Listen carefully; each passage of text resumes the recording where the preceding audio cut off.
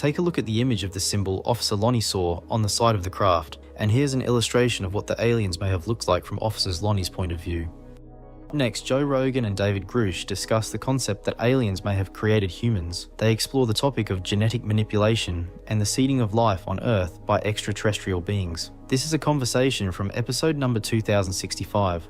If these things that we're experiencing are the natural progression of what happens when you do seed life on planet, or you do accelerate biological life, you do have some sort of a genetic intervention where you take this thing that it has emerging intelligence and you accelerate it, and that thing will in turn, with all of its desire for innovation and creativity, and also all of its desire to control resources and have power and have influence, that it will eventually lead to the creation of what we're seeing.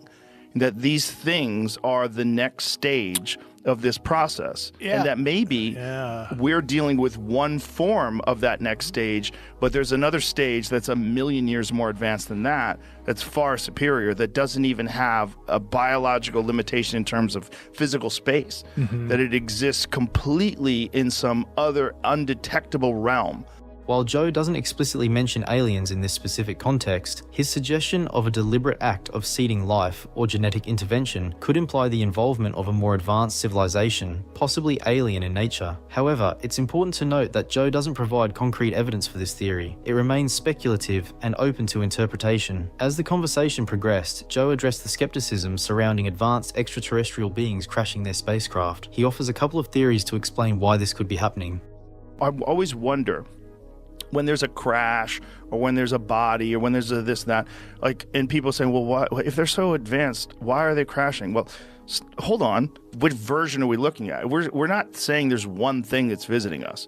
If there's one thing that's visiting us and we know where this one thing is, we could say, oh, well, that thing, it deals with a completely different solar system that's not as vulnerable. It doesn't have asteroid clouds. It doesn't have all these different things where it's like, it doesn't have a planet that has super volcanoes. Maybe life evolved in a more stable environment and it allowed it to get to a far greater technological level, but not the ultimate. Yeah, we might be testing the extent of their adaptability. And like I said, are they crashing by accident? Right. Mission failure? Or on purpose?